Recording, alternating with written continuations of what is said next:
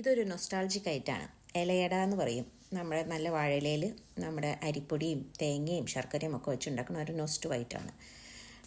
അതിന് വേണ്ടിയിട്ട് നമ്മൾ അരിപ്പൊടി നല്ലോണം ചൂടുവെള്ളത്തിൽ പാകത്തിന് ഉപ്പൊക്കെ ഇട്ട് നല്ലോണം കുഴച്ച് അതിനെ ഒരു പേസ്ട്രി പോലെ അരിപ്പൊടി കൊണ്ട് ഉണ്ടാക്കി ഇത് റെഡിയാക്കിയിട്ടുണ്ട്.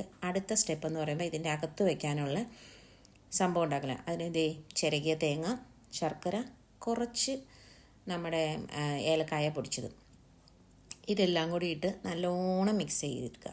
ചിലരിതൊന്ന് ചൂടാക്കി എന്നെ വിളയിച്ചെടുക്കും.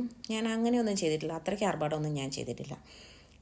നല്ലോണം ഒന്ന് മിക്സ് ചെയ്ത് എടുത്തിട്ടേ ഉള്ളൂ. ചില ശർക്കര നല്ലോണം പൊടിഞ്ഞിട്ടും കൂടിയില്ല. അത് വേവുമ്പോൾ അതങ്ങ് പൊടിഞ്ഞിട്ടേ. എന്നിട്ട് ഈ വാഴയിലയിൽ നമ്മൾ ആദ്യം ഉണ്ടാക്കി വെച്ച ആ പേസ്ട്രി ശരിക്കും അങ്ങോട്ട് നിരത്തി വെച്ചിട്ട് അതിൻ്റെ ഒരു സൈഡിലോട്ട് കുറച്ച് ശർക്കരയും ആ തേങ്ങയും എല്ലാം കൂടെ മിക്സ് ചെയ്തത് അതിൻ്റെ അതോട്ട് വെച്ച് നല്ലോണം അങ്ങോട്ട് മടക്കി ഇട്ട് നമ്മൾ ഇഡ്ഡലി പാത്രത്തിലോട്ടാണ് വെക്കുന്നത് ആവി കയറ്റാനായിട്ട്.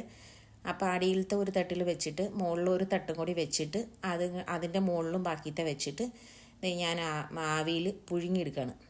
നമ്മുടെ ഇലയുടെ റെഡിയാണ്.